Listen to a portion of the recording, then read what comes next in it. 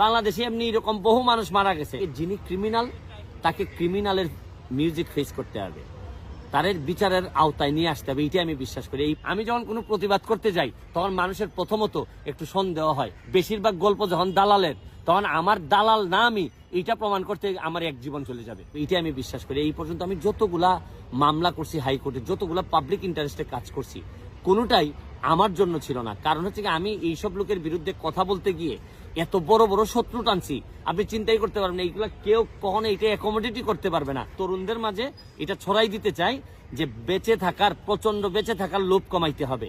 এটা যদি লোভ কমাইতে পারেন তাহলে যতদিন বাঁচবেন বাঘের বাচ্চার মতো বাঁচবেন। তারপর আপনাকে এই অভিযোগগুলো প্রতিবারই কেন করা হয়? এই ক্ষেত্রগুলো অভিযোগ করা হয় হচ্ছে কি, এইগুলা তো নতুন, কারণ এই দেশের যত গল্প শুনে মানুষ সবই হচ্ছে কি কম্প্রোমাইজের গল্প, যে ভাই টাকা দেন আপনারা কিছু বলবো না, সব তো ম্যানেজিং এর গল্প। এই অসংখ্য গল্পের মধ্যে আমি যখন কোনো প্রতিবাদ করতে যাই তখন মানুষের প্রথমত একটু সন্দেহ হয়। আর আমি এমন একটা দেশে জন্মাইছি ভাই, বেশিরভাগ গল্প যখন দালালের, তখন আমার দালাল না আমি, এইটা প্রমাণ করতে আমার এক জীবন চলে যাবে। Thank you.